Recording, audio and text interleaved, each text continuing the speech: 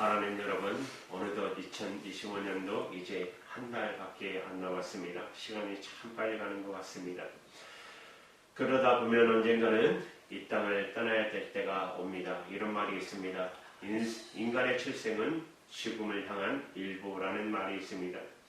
모든 인간은 다 죽는다는 것을 강조한 말이죠. 심하게 표현하면 인간은 죽기 위해 태어난다는 뜻입니다.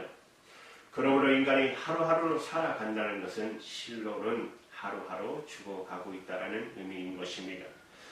지난 1년 동안 얼마나 많은 일을 했습니까? 얼마나 많은 돈을 버셨습니까? 얼마나 많은 일을 노력을 하며 사셨습니까? 그러나 잊지 마십시오. 지난 1년 동안 다시 말해 1년만큼 죽음이 더 가까이 갔다라는 말인 것입니다. 그렇지만 조금만 더 깊이 생각하면 모든 인간의 죽음은 어김없이 찾아오는 것이기에 우리 인생에 대해 전혀 새로운 정의를 내릴 수도 있는 것입니다. 즉 살아있는 모든 인간은 죽음을 피할 수 없는 존재이기에 죽는다는 것은 하루하루 사는 것이지만 그런 정의를 내릴 수 있지만 그러나 여러분 똑같은 땅 위에서 똑같은 시간 똑같은 인생을 살아가면서 무엇을 받아들이고 무엇을 위해 그 인생을 세워가느냐에 따라 인생은 하루하루 죽어가는 낙엽일 수도 있고 반면대로 하루하루 새롭게 피어나는 새순일 수도 있는 것입니다. 우리 인생은 오직 이 땅에서 살아있음만으로 받아들이고 그것만을 위해 우리가 살아간다면 그 삶이 아무리 호사스러운 삶일지라도 그것은 실로 하루하루 죽어가는 삶입니다. 결국엔 죽음이란 종착역에 이룰 수밖에 없는 것입니다. 그것은 인생을 이 땅에서만 살아있음만으로 받아들였기 때문에 그것을 대비하지도 죽음 이후에 준비하지도 않았기 때문인 것입니다. 그러나 먼저 죽음을 인식하고 죽음을 받아들이며 살아가는 자가 있다면 그 삶이 아무리 초라해 보여도 사실 그는 매일매일 생명으로 살아가는 자일 것입니다. 죽음을 인식하고 수용하기에 죽음을 준비하고 죽음 이후를 대비하며 살아가는 자인 까닭인 것입니다. 바로 인생은 여러분 죽음의 인식과 수용에서만 바로 세워질 수 있습니다. 죽음을 아는 자만이 부활이요 생명이신 예수 그리스도 안에서 바르게 살고 바르게 죽을 수 있으며 그때의 죽음만이 영원한 생명의 부활이 되는 시발점이 될 것입니다. 그러므로 참다운 여러분 이 세상의 교육도 죽음의 인식과 수용으로부터 시작돼야 할 것입니다. 죽음을 알고 받아들인 자만이 바르게 살고 영원히 사는 법을 절실하게 배우고 실천할 수 있을 것입니다. 그러나 여러분 불행히도 이 세상의 교육은 이 땅에서만 살아있음을 목적으로 삼고 그 필요한 지식과 정보만을 제공하고 있다는 사실입니다. 그래서 지식이 높아가고 능력이 커질수록 그것들을 도구 삼아 이 땅에서 얼마나큼 더 잘 살고 얼마나 더 가치 있게 살아가는 것보다도 자기의 욕망을 이루려고 애쓰다가 아무런 가치 없이 하루하루 죽어가는 것입니다. 이 땅에서 더 잘 살기에 교모의 탈법도 일삼고 위법도 일삼고 이 사회의 정의를 짓밟는 자 모두 이 땅에서 삶과 죽음을 받아들이는 자인 것입니다. 여러분 바르게 사는 자만이 바르게 죽을 수 있고 바르게 죽음을 인식하고 수용하는 자만이 바르게 그리고 영원히 살 수 있을 것입니다. 이것은 이 세상 끝날까지 변치 않는 진리인 것입니다. 오늘 본문에 보시면 이미 죽은 지 나흘이나 되어 나사로가 무덤 속에서 시체로 썩어 있는 나사로를 예수 그리스도께서 죽음과 무덤으로부터 풀어놓아 자유케 하시는 그 현장에 많은 유대인들이 그 놀라운 광경을 직접 목격했어요. 그리고 그들이 중 많은 사람들이 예수 그리스도를 믿게 되었다고 본문은 증거하고 있어요. 이것은 단 한 번이라도 죽음을 진지하게 생각하는 자라면 여러분 너무나 당연한 일 아닙니까? 죽음을 인식하고 수용하는 자에게 죽음과 무덤으로부터 인간을 풀어놓아 자유케 하시는 예수 그리스도를 영접하고 믿는 것보다 더 중요한 일은 없을 것입니다. 그런데 그 현장에 있던 중 한 사람이 제사장과 바리새인들에게 찾아가 자기가 본 것을 목격한 사실을 그대로 얘기합니다. 예수께서 나사로를 죽음과 무덤으로부터 풀어놓아 자유케 하신 일을 일렀을 때 그들의 보인 반응은 본문을 이렇게 증거하고 있어요. 47절에 보세요. 이에 대제사장과 바리새인들이 공회로 모으고 가로되 이 사람이 많은 표적을 행하니 우리가 어떻게 하겠느냐? 우리가 어떻게 하겠느냐? 우리가 도대체 무엇을 해야 되겠느냐? 그 해답은 너무나 간단하지 않습니까? 죽음과 무덤으로부터 인간을 자유케 하신 예수 그리스도를 믿으면 되는 거예요. 왜 그렇죠? 제사장도 바리새인도 율법자들도 죽을 수밖에 없는, 죽음을 피할 수 없는 존재들이기 때문입니다. 그런데 여러분 본문은 이렇게 말씀하고 있습니다. 48절입니다. 만일 저를 이대로 두면 모든 사람이 저를 믿을 것이요 그리고 로마인들이 와서 우리 땅과 민족을 빼앗아 가리라. 여러분 어처구니 없죠? 그들은 나사로의 죽음과 죽음으로부터 나사로를 풀어 자유케 하신 예수 그리스도의 이야기를 듣고서 자신들의 죽음에 대하여 진지하게 생각한 것이 아니라 그들은 이 땅에 살아있음만을 목적으로 삼고 자기들이 갖고 있는 기득권 그것만을 염려하며 말하고 있는 것입니다. 그들은 행여 모든 유대인들이 예수님을 믿고 따라가면 그들의 아성인 유대교 종교가 와야 되고 그들이 향유하고 있는 모든 종교적인 기득권 권력이 상실되지 않을까 염려하고 있는 것입니다. 그들은 예수님이 혹 민족을 선동하여 로마를 대항하여 독립운동이라도 일으킬 경우 그들이 로마로부터 받은 정치적인 세력이나 권세, 사회적 지위를 박탈되지 않을까 오히려 근심했다는 거예요. 이처럼 어떻게 하면 이 세상의 권세와 재물과 명예를 지키면서 더 잘 살 수 있을 것만을 목적으로 삼는 그들에게 그의 대제사장인 가야바가 예수 그리스도를 죽여버릴 것을 제의하지 않습니까? 여러분 그 결과는 본문에 53절에 나와 있지 않습니까? 뭐라고 말씀하세요? 이날부터 저희가 예수를 죽이려고 모의하느니라.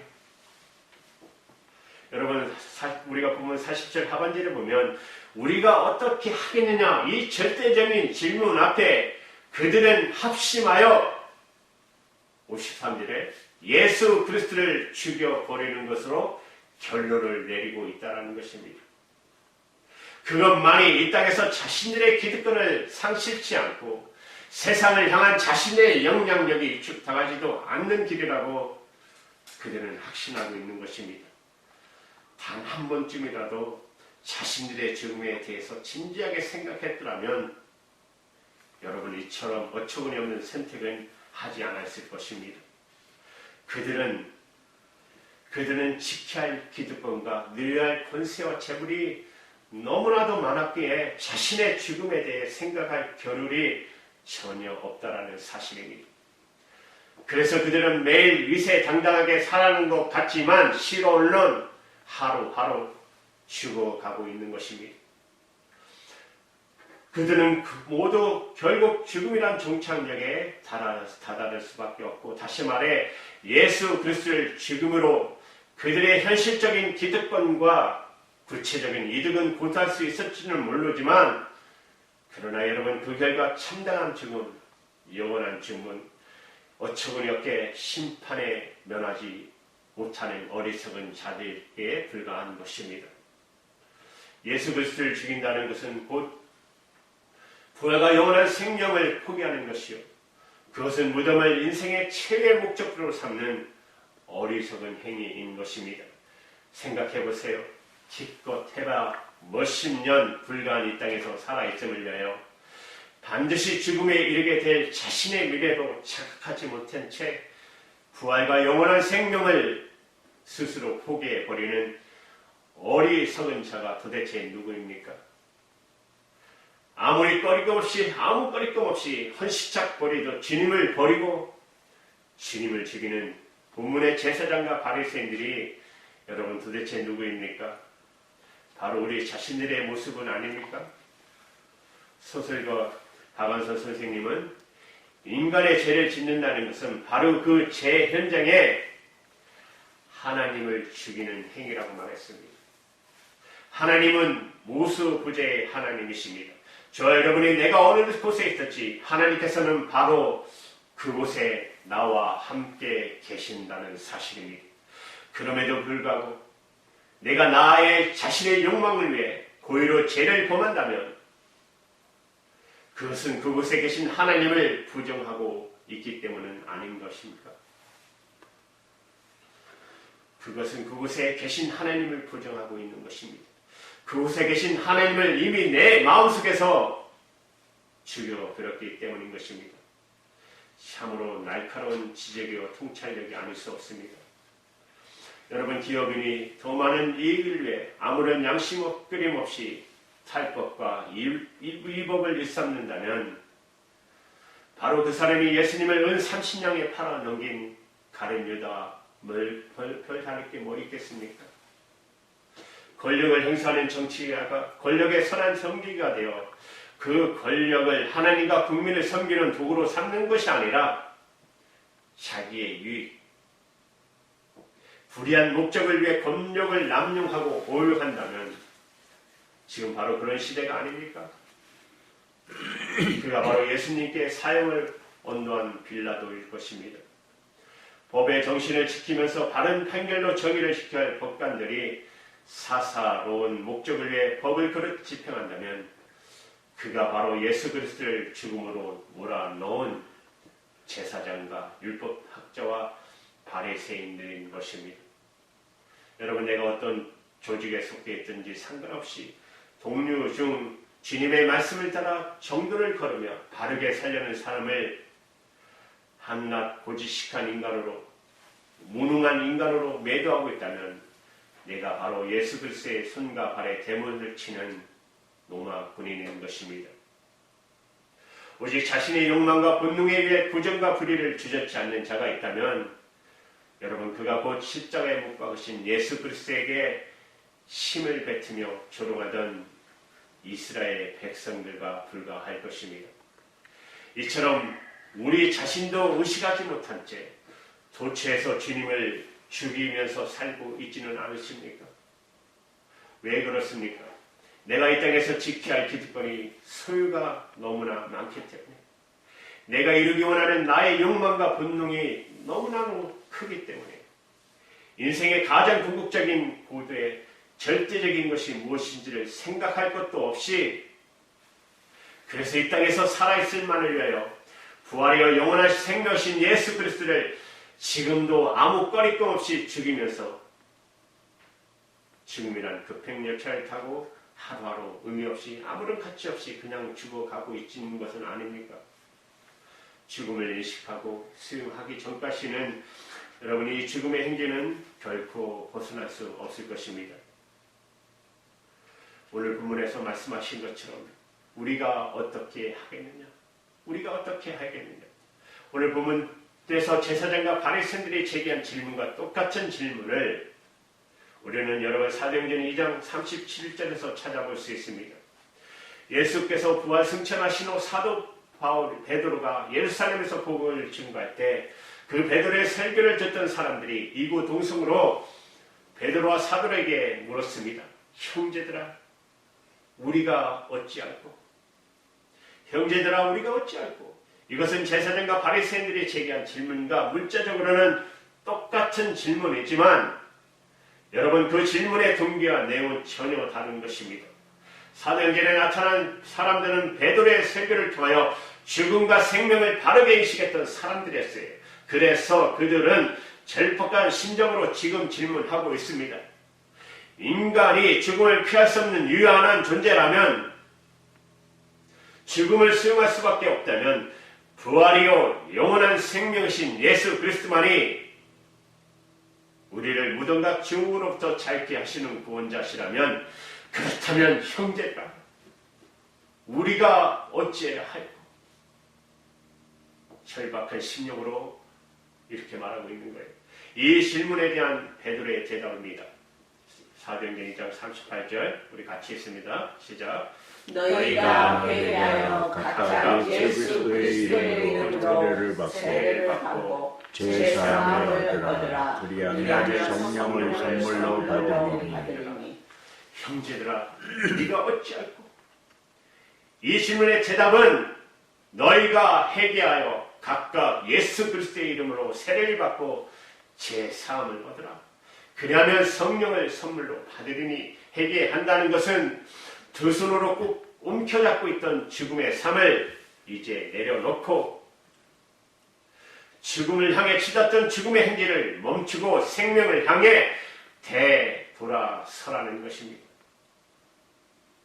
그리스도의 이름으로 세례를 받는다는 것은 잘못됐던 죽음의 삶을 그리스도 안에서 사함을 받고 이제 부활이요 생명이신 그분을 따라 살 것을 하나님과 세상 앞에 자신의 삶을 통하여 약속하는 것입니다. 제 삶을 얻는다는 것은 그리스도의 없는 삶을 죽음과 죽음의 삶일 수밖에 없던 것을 인정하고 이제는 성령을 선물로 받는다는 것. 죽음의 행진에서 돌아서는 순간부터 성령님께서 영원한 생명으로 우리를 채우시고 인도해 주신다는 말씀입니다. 이와 같은 삶을 사는 자는 절대로 주님을 죽이지 않습니다. 오히려 그가 어디에 있든지 그 삶을 통해 주님께서는 날마다 부활하십니다. 이와 같은 삶을 사는 자는 그 자신을 죽이지 않는 것입니다. 그와로 반대로 영원한 생명으로 날마다 자기를 갖고 가는 것입니다. 이 모든 죽음에 대한 바른 인식과 수용만이 가능한 것입니다.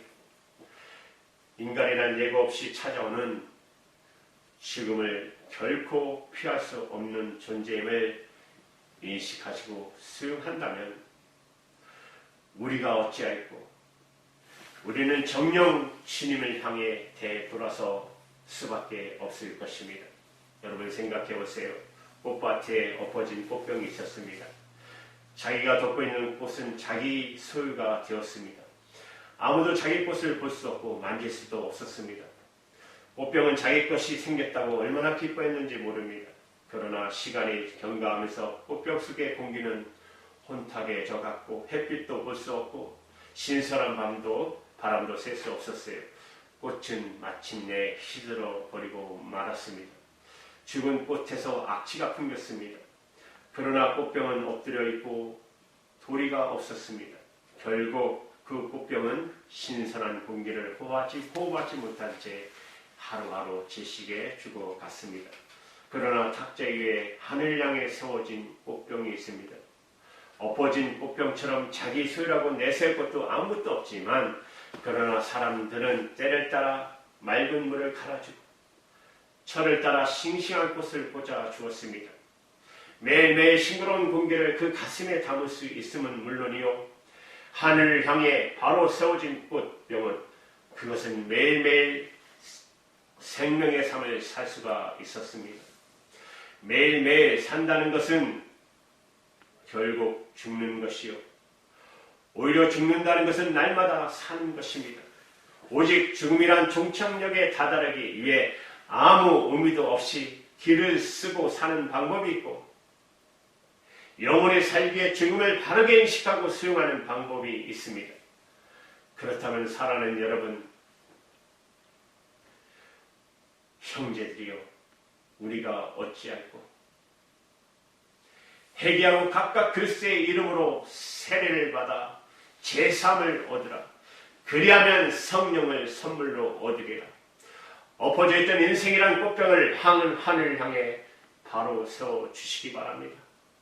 그 순간부터 성령님께서 영원한 생명의 빛으로 우리를 충만케 해 주실 것이며 우리의 삶 속에 진리의 꽃이 눈부시도록 만발하게 해 주실 것입니다.